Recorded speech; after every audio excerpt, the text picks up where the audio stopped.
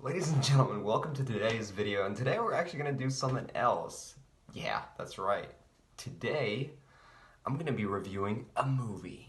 And what movie? The Isle of Dogs. Now, The Isle of Dogs came out, I don't want to say anything wrong, 2018? I gotta check that again. And it's a Wes Anderson movie. If you don't know anything about Wes Anderson, he's the director of the Grand Budapest Hotel. And he is always known for his symmetry in his shots. Like, you could take any shot of the movie and you'd have like perfect symmetry. It's crazy. But it also means that it's great to watch. And The Isle of Dogs is no different. It's a beauty to watch. So The Isle of Dogs is about an island of dogs. So the movie starts out by showing this dynasty in Japan called the Kobayashi dynasty, if I'm not mistaken.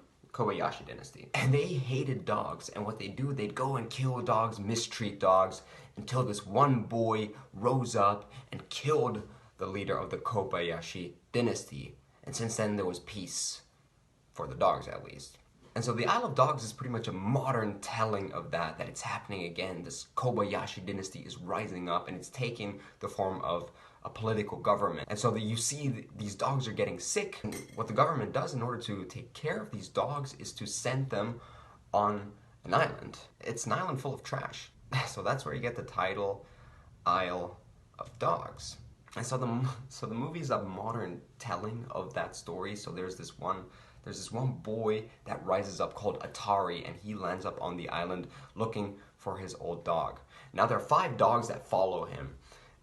And it's really funny. One of them is a stray dog. He's kind of this rough, gruffy dog. And the other 4 actually are, well, domesticated. And it's really funny because they're talking. And one of them says, yeah, I miss being petted by my owners and watching TV. The other's like, yeah, I used to be a mascot for our local high school baseball team. So you have this interesting dynamic. Now there are some celebrities voicing these characters. So you have Bill Murphy. No, not Bill Murphy. Bill Murray. Frances McDormand, Ian Goldblum, Jeff Goldblum, I think of always Ian Malcolm. And they're fantastic, all of them, really. I feel like Wes Anderson always uses the same actor. I feel like Frances McDormand is like in every Wes Anderson movie, and so is Bill Murray. Like, what the heck? Anyways, if you haven't seen this movie is kind of shot in this stop and go animation, kind of like Wallace and Gromit. And the thing is, I can't tell if it's computer animated or if it's using actual puppies. The movie is gorgeous. I think that's one of the selling points of this movie. It's gorgeous to look at. Like, seriously, damn, I could watch it again. So if you see the movie, you might actually think of Wallace and Gromit. Though I have to say, this movie is a little less for kids. I would still say that this movie is suitable for families, but I would lean towards it being more for a mature audience than, let's say, Wallace and Gromit. It doesn't mean that kids can't see it. Just means that adults might enjoy it more, I guess. Now, what I love about this movie is, well, first of all, the style of it. I mean, there's never a boring moment. Every frame is beautiful to look at. And it's surprisingly funny. Now, it's not like a typical Disney movie humor. You don't have, like, gags, some which are explicitly made for kids. It's more of like a subtle humor. So like there are these 2 groups of dogs that are coming at each other and they're fighting over this bag. And then one of the dogs is like, before we fight, we should maybe check the contents of the bag. And so they open the bag and you just have like, there's just garbage in there. Like a half-eaten burger with like maggots on it, like a box of sardines that's empty, and that kind of stuff, you know, like garbage. The dog is like recounting, it's like, box of kind of half-eaten apple, half a burger, some old shoes, dirty undies. And he looks at the others. It's like, yeah, it's worth it. And then they just start fighting, and it's really funny. The fight scenes, well, there aren't really fight scenes, but it's this typical cartoon where you have like this cloud, and then you just see like the limbs coming out of the clouds while they're like going in circles. You gotta watch the movie. It's well executed, well done. And one thing that I didn't really expect, but this movie is extremely heartfelt. Like, there were some moments where the tears were welling up.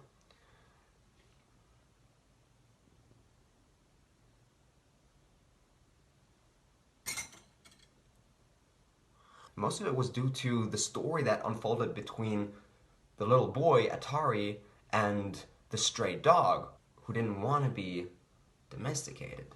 So one thing that I loved about the movie is that it takes place in Japan, and all the humans speak Japanese with the exception of a couple. But all the humans speak Japanese and the dogs speak in English, which means it's just through the language they don't understand each other. And it's funny being the audience because you see that and you don't understand. I mean, I don't speak Japanese, so I didn't understand what they were saying. But that you can see that in the movie. I thought that was really well done.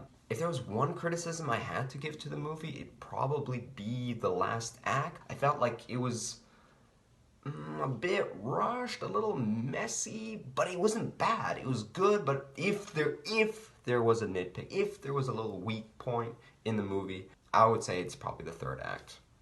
But all in all, I really love this movie. In fact, I haven't seen many Wes Anderson movies, maybe 3 or 4, and this is definitely one of my favorites. So in the end, this movie is funny, beautiful to look at. It was well paced. There was never a boring moment. It had those moments that, yeah, it had its moments. I mean, if you have a dog and you watch this movie, you're gonna love your dog even more. It's that kind of a movie. If you have a family, definitely watch this movie. I mean, even though I would say it's maybe more for a mature audience, kids can definitely see it and will enjoy the heck out of it. So, if I have to give a rating to this movie, 8.5 out of 10. There. 8.5 out of 10. Watch it. It's good. So, that's it. I just wanted to keep it brief. I didn't want to make a 10-minute long video. So this time it's just like a quick review. I don't know, did you enjoy the format? Was it a little vague? Maybe. I didn't want to spoil anything about the movie, even though it is an older movie, but still. Hey, if you enjoyed it, leave a like. If you didn't, a thumbs down. Did you see the movie? Leave a comment, you know? Let me know.